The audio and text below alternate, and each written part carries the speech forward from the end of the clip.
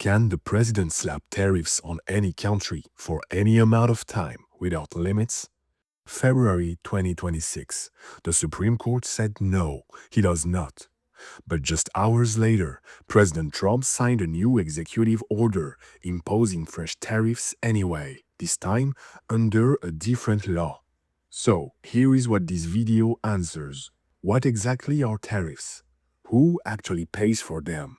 And is this a smart strategy or an expensive illusion? You are watching PragmaPerf. Stay with me, because by the end of this video, you will understand what most politicians get wrong. But first, let's go back to the basics. A tariff is a tax on imported goods. When an American company buys steel from China or cars from Germany, the US government charges an extra fee at the border. That fee is the tariff. Simple, right? But here is the question: who actually pays that tax? The answer is, it depends. And it's always split between three actors: the exporter, the importer, and the consumer. Let's use a concrete example. An American importer buys a bottle of French wine for $10. The US imposes a 20% tariff. That's $2 extra at the border. What happens next? Scenario 1. The French winery absorbs it. They lower their price, so the final import cost stays at 10. Nothing changes at the liquor store. The tariff is paid by the exporter, France. Scenario 2. The American importer absorbs it. They pay $12 at the border, but compress their margin, so the bottle on the shelf still costs the same. The tariff is paid by the importer, an American business. Scenario 3. You absorb it. That bottle that used to cost $15 at your local store, now it's $17. The tariff is paid by the consumer, you. Reality is always a mix of these three. It depends on competition. If France has no rivals, the winery can hold its price and force the importer to absorb the costs. If Italian and Spanish wines are right there on the shelf, the French winery has to compete and may lower its price. But in practice, in most cases, the exporter does not lower their price, and the consumer at the end of the line absorbs most of the hit. Functionally, a tariff behaves like a consumption tax targeted at imported goods. The Fed of New York found that nearly 90% of tariff costs were absorbed by American firms and consumers, not foreign exporters. But President Trump has argued tariffs are rebuilding American industry and driving record investment back to the US. We'll cover that later in this video, because that debate is real. But first, the Supreme Court just upended everything. For the past year, Trump used an emergency law, IEEPA, to justify sweeping tariffs on virtually every country in the world. The argument: global trade itself is a national emergency.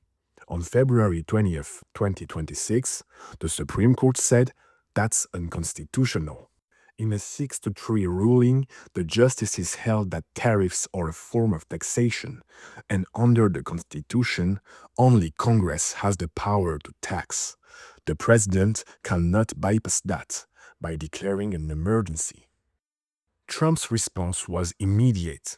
Within hours, Trump signed a new executive order under a different law, Section 122 of the Trade Act of 1974.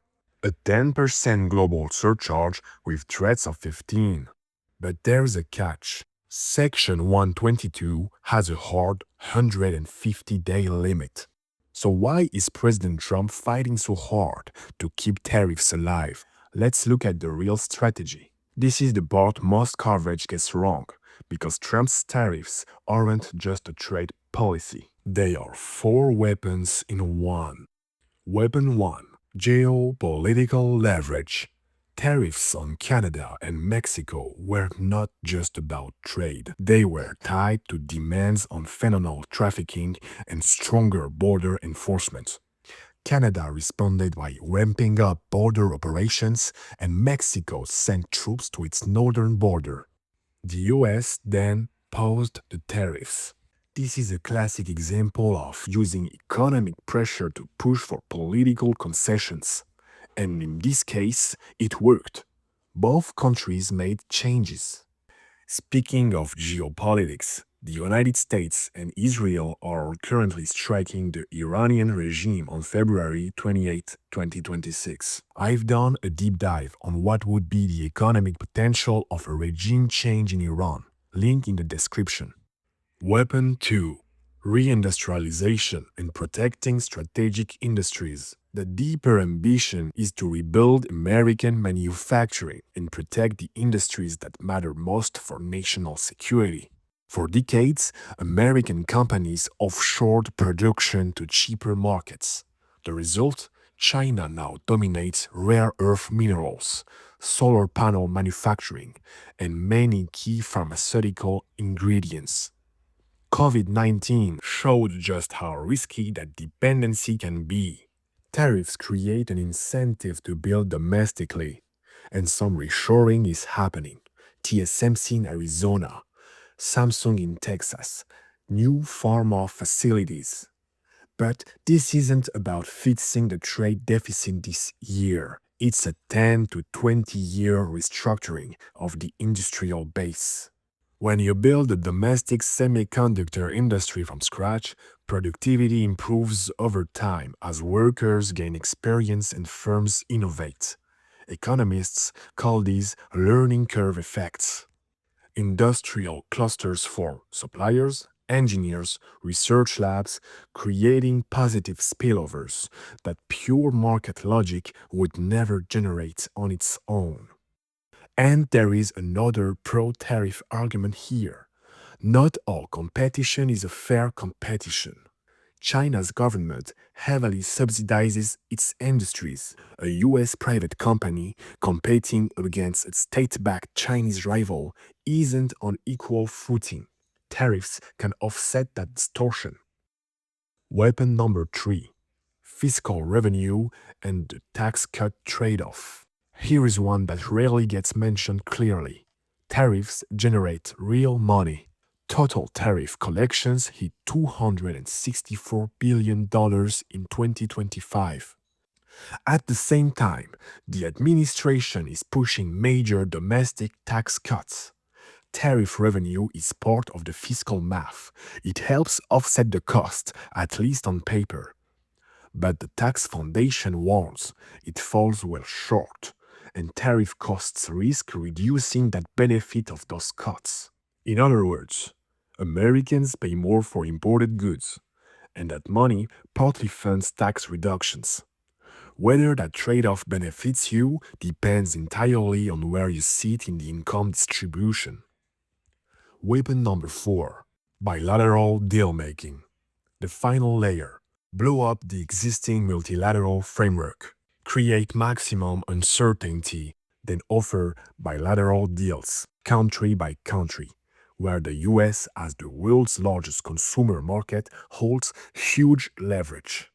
The US-Taiwan deal, signed in February 2026, tariffs cut to 15% for Taiwanese exports, in exchange for major US goods purchases. This is the playbook in action. So, that's the strategic case. Now, let's look at the against case. Counter number 1. American consumers pay, not foreign countries. Every bottle of wine, every smartphone, every piece of furniture hit by tariffs costs more for Americans first. The 90% figure from the Fed of New York confirms it at scale. Counter number 2. Tariffs don't shrink the trade deficit magically. The theory says tariffs reduce imports, so less demand for foreign goods, so less need to exchange dollars for foreign currency, so the dollar weakens. So The US exports become cheaper abroad, and then the trade balance corrects itself. Clean in theory, but in practice, this adjustment is partial, slow, and offset by other forces. The dollar's reserve currency status, capital flows, domestic consumption patterns. The deficit with China narrowed, but imports simply rerouted through Vietnam, Taiwan, and Mexico. But tariffs do create domestic winners. The cost is spread across millions of consumers. The benefit is concentrated.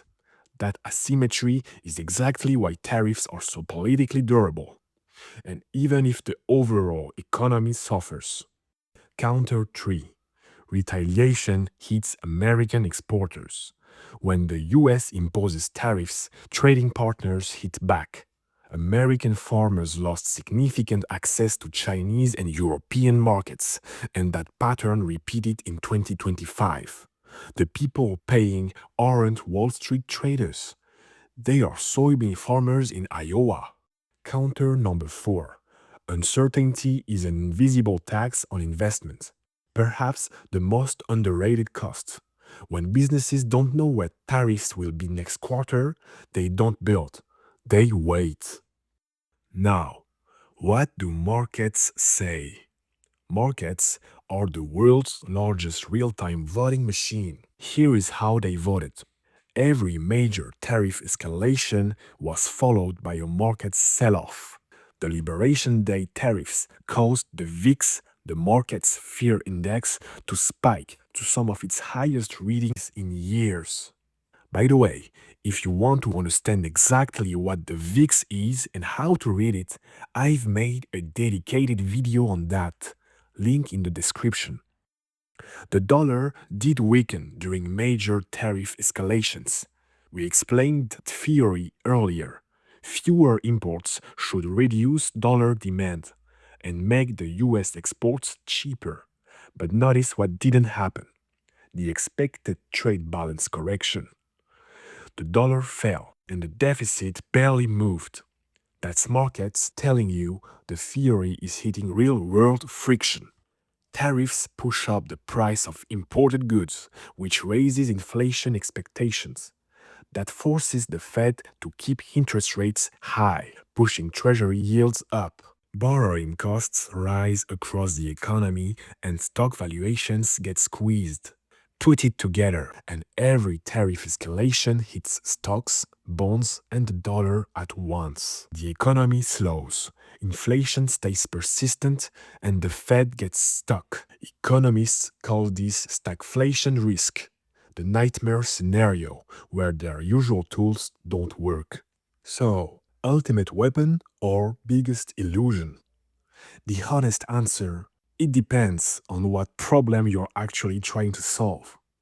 As a short-term negotiating weapon, they can work. The evidence shows real concessions have been extracted. As a tool to protect strategic industries, there is a serious case for them. As a way to reduce trade deficits or lower consumer prices, the data says no.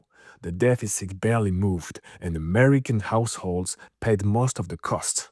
Most economists would put it this way. A scalpel can save a life, but only in the right hands on the right patient. Tariffs are no different. If this video gave you a clearer picture of what's actually going on, subscribe and drop a comment.